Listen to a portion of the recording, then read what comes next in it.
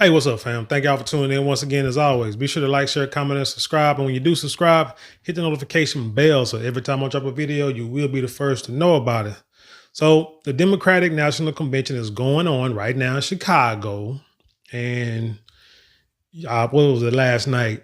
It was Joe Biden who, you could tell that they prepped this man, which, that's what you do when, you have to prep yourself. You have to be prepped when you get ready to do a speech, when you get in front of people. You just have to. Hell, I took a speech class back in college a few years back. And speaking in front of people, if you're not used to it, it's hard to do. And they teach you how to get up there, how to orate, speak clearly, how to show enthusiasm to try to keep the audience engaged. So you saw Joe Biden last night. That's what he was looking like. He got up there, he got to yelling, and he was, throwing up both hands, and you can tell it was scripted, the acts and the speech. So he was there. Hillary Clinton was there, putting us to sleep. I think that's the only two people I saw. I can't remember who else was on there. But anywho, like I say, the Democratic National Convention is going to Chicago, which is an interesting fact because Chicago, from what I'm seeing and what I'm reading, doesn't like Kamala Harris too much. And that's including New York, especially when you talk about, well, specifically speaking on the migrant crisis. So I came across another article. This is from Mediaite.com, and it pretty much explains how the feelings of the locals in Chicago. So it reads, Chicago Democrat says, despite party elite claiming unity, Black and Latino voters not getting answers from Kamala Harris on migrant crisis. As you know, they've spent billions of dollars housing, feeding, training these migrants for jobs, while all at the same time you have a majority of the Chicago population struggling financially, with a lot of them being homeless, a lot of them being in poverty.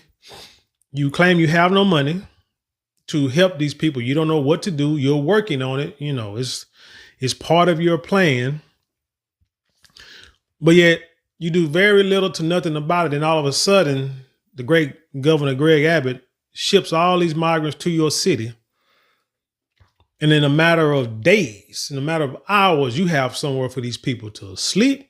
You have food. You give them, like debit cards or EBT cards. You give them cars. They got cell phones, everything, just out the blue. And you wonder why people are upset. But let's get into this article, like seriously. It says, Democratic Chicago Alderman Raymond Lopez criticized his party's presumptive nominee, Vice President Kamala Harris, Sunday for declining to explain to Black and Hispanic voters in his city why migrants who entered the country illegally in recent years have, in their view, been prioritized over their communities. Shout out to Brandon Johnson.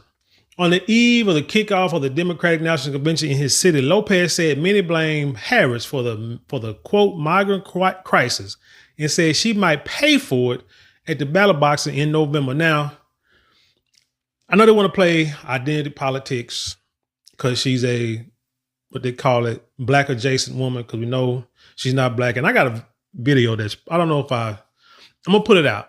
I don't know if I put it out today before this one or I'm gonna put it out after. I don't know, but you'll know it when you see it. It talks about how she pretty much disrespected the Black side of her family a few years ago. And no one said anything about it, right? It's like swept under the rug, like it really wasn't like a major deal or anything like that. But yet you want us to vote for her. When I say you, I mean all you Democratic shields, especially the Black American ones. You want to vote for her because she's Black, which makes no sense to me because, again, she dissed her father pretty much and her father's culture. And then she also, married a white man, which, hey, if that's what she want to do, that's fine. But don't bring race into it when races are being mixed or certain races aren't being treated equally. You understand what I'm saying? You can't do that. It needs to just stick to being a candidate or president for the people, not let's just do it because she's black, because then we can just chop that down.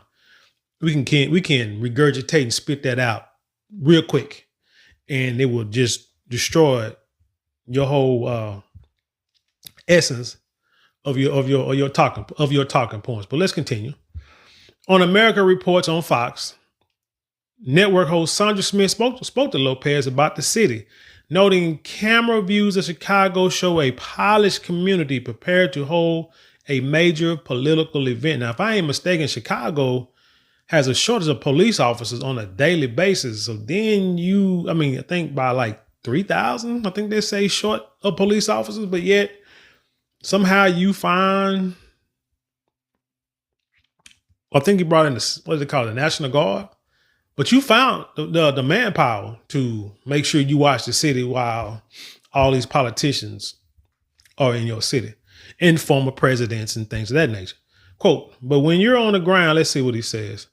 But when you're on the ground, when you're on the ground, there it is, a completely, to your point, different story, she said.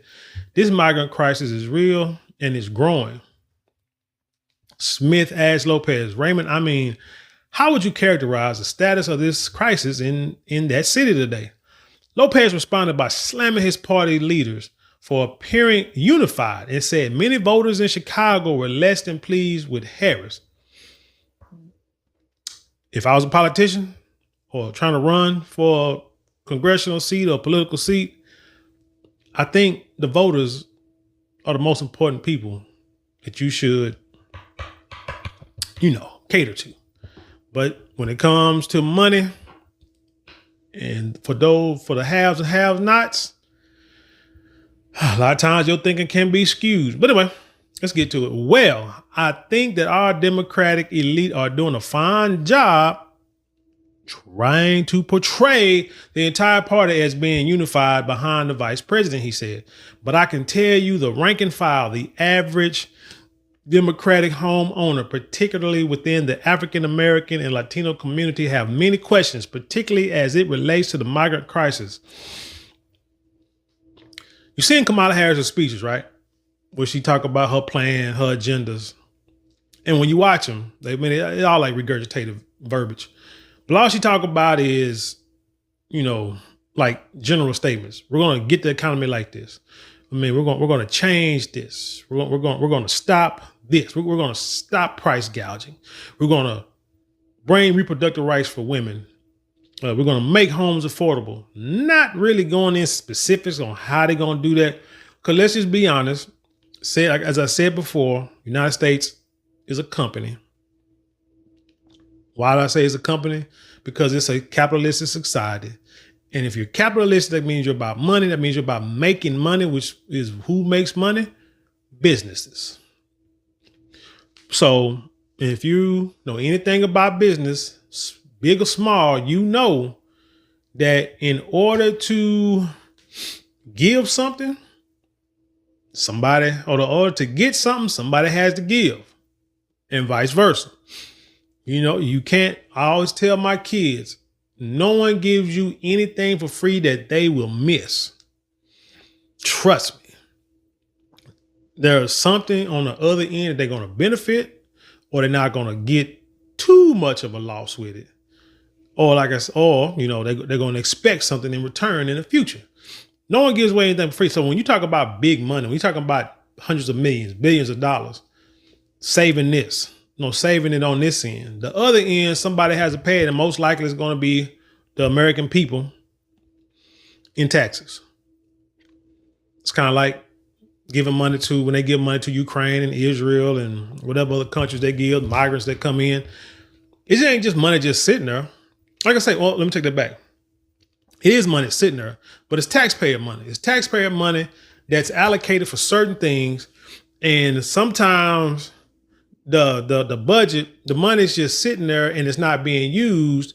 So they figure out a way as to how can they use that money and then all of a sudden, boom, let's open up the borders. We got money set aside for migrants. We got money set aside for quote unquote homeless people that comes in the shelters. You know what I'm saying? People that's getting away from asylum. How much we got, I don't know. But we got money set aside, not being used. It's accumulating. We need to spend it because I'm broke and I need to put more money in my pocket because spending money when you got to hire people. People got to work and people got to get something on the back end, right? So they take that money. Let's bring these migrants in. Let's give them this, give them that. The more we give, the more we get. That's just how business works. So yeah, but like I say, so when money talks, man, shoot, whatever. Let's say Lopez concludes. Let's see. This is something that has burned both of those communities for different reasons. African Americans wanted to know why, when they needed investment dollars, there was no money to be had. But when the migrants came, $600 million this year alone appeared $1.3 billion in the year before. And I've done videos on it already, so I'm not gonna go too much detail into that. Latino voters in particular, many of those undocumented who were promised DACA and a path out of the shadows, wanting to know what happened to them as they see 8 million people claim asylum fraudulently in order to gain access to this country. Those two demographics are core Democratic Party demographic voting bases, and neither of them are getting answers from Kamala Harris right now, even though she was in charge of the border. And I don't think that will be forgotten come November, unless they come up with an answer as to why. And they have no answer. Here's the thing. All this stuff that Vice President Kamala Harris is claiming that she's going to do or try to do. The thing is looking bad for her. One is the border, because come on, you were supposed to be the czar, whatever the title Joe Biden gave you. So, I mean, and you haven't explained why, what has been done, haven't explained why it happened the way it's happening and what you're going to do to alleviate these problems for the American citizens. So the border got you looking terrible. And two, you're already in office. When she talk about making homes, what did she say?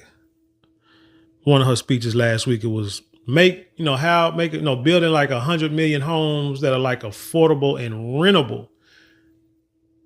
100 million houses. That's what she said. 100 million houses, affordable and rentable. I always pay attention to every word because, hey, I'm a conspiracy theorist from Jump Street. So, because I'm like, the word house and home are different. I want y'all to realize that. Because a house is a structure. Kind of like the church. The church, is a structure. Or the church house is a structure. The church is a people, but the church house is the structure, right? Or like the steeple, the temple, that's part of the building, but the church is supposed to be. But anyway, a house and a home are different. The home is where you live, like home on the range where the deer and the antelope play. I mean, where a frog, buries a hole, digs, lives underground, or, the flies and bees and wasps, they live underground. That's their home. It's not a house. I live in a house. They have people that live in mobile homes. So, mobile homes that move. The house is like a set structure. Apartments are a set structure where a lot of people live. Townhomes, but are different, like kind of like a cross between a house and an apartment. But anyway, so when she say 100 million houses, I was thinking they already doing it. That rent, and in that rent part, they are already building neighborhoods out here in the South. I know in Texas, down here in the Dallas area and in the Houston area too. Where they're building neighborhoods of houses that you can rent. These corporations are buying up this land, building these houses, but not building houses you can own, building houses that you can rent. So that way you will never, ever, ever in your life buy a home. And I know some people are saying, hey, renting is better than buying and buying is better than renting. Well, it depends on, actually, I'll say it's one and the same. It just depends on how you want to invest and how vigorous you want to invest. Because you can rent a house, rent an apartment, whatever, but use the money that you didn't need for a down payment and need to like fix on your house and insurance, stuff like that. And you can use, if you know what I'm saying, if you are diligent enough and you are focused enough, you can use that money and invest it, right? Put it in investments and watch it grow. Or you can just go buy a home, buy a house, and got your down payment and use the money you use for insurance and fix on the house like that. And you put it into the house, same type of investment, and you try to pay a little extra, try to pay it off early. You get into the equity and this, that, and building equity to where you can use that money to raise a family, to put kids through college, start your own business when you retire, stuff like that. You got that money sitting there, you ready for. You see what I'm saying? And the interest and penalties aren't much if you know what to use it for. So like I said, I mean, it's either or, what I'm saying? Potato, tomato. However you want to do it, however diligent you are, financial savvy you are, both of them can be a benefit if you know what you're doing. If you're going to be house poor, I wouldn't recommend buying a house. Keep renting, keep saving your money, that and the third. But if you got the money to put the down payment down, because it's like I say, it's an investment. It's like putting your money aside somewhere, like putting your money in the CD, put your money aside somewhere, and you know where your money's at. Because most people, you got enough sense to where you're not going to let your house go. I hope not. But sometimes, like I say, if you're not financially savvy, that just might happen. But anyway, yeah. So that's the gist of this article. People in Chicago still pissed. They may not vote. A lot of them may not vote for Kamala Harris. You still got people in the older crowd who are going to do the identity politics and stuff. But my thing is, again, anything Kamala, and this is why I say I would just flat out say it. I would not be voting for her. Now, as I go to the polls, if I go to the polls, I would be specifically trying to look for things locally. That's where I would start. And then I'll work my way up regionally and then nationally like that. And if I see things that'll benefit me, my family, my community, I see someone with the policies that will benefit me, my family, my community, you're going to get my bubble or you're going to get my stamp or whatever. But if I don't, I'm either going to go the other way or I'm just going to leave it blank and go on to the next one. But the problem with the presidential race is we see what you're doing right now. You are the vice president. You are in office. You are supposed to continue the legacy of your predecessor, which is Joe Biden, because y'all are supposed to be working hand in hand, right? President and vice president. That's how it's supposed to go. That's what we led to believe. So it ain't too many changes you're going to make that's going to benefit anybody that is not benefiting now, because it don't make sense. Because if it was that important, if you felt it was that important for it to be done, you and your president would have been done it. If that's a saying. Yeah, y'all would have been done it. Okay, I'm going to say it like that. But you haven't. So why would we believe that you're going to do it next? People say, well, she's the vice president. She can't do nothing. The hell she can't. Because you see, Joe Biden has supported her, right? Through his support, 100% support behind her. So that means she should be able to come to him and say anything. But about 3.5 years, we ain't seen this woman. We've seen this woman, she's like freaking Sasquatch and Bigfoot. You see in the distance in a grainy picture. You know what I'm saying? You don't know if she's around or not, but now all of a sudden, boom, she's out in the forefront and the world is like embracing her. Make it make sense. I think it's all bullcorn. I think it's all made up. And when it comes to November, I think, like I say, stuff like this is going to hurt them. Anyway, tell me what you think about this story. Leave your comments below. Share it with the world. Let's dialogue. You know how we do around here. Hey, I want to thank y'all for watching. But don't forget to support also by liking, sharing, commenting, and subscribing. Those 4 ways plus watching, man, it means the world to me, to us here. But if you want to support financially, you can always give super thanks, super chats, or you can go to the description box.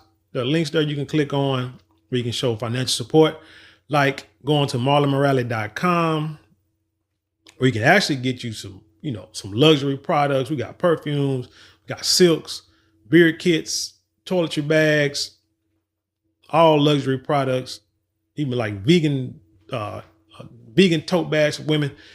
They call them infinite bags. But anyway, go to marlonmorale.com, man. Check it out.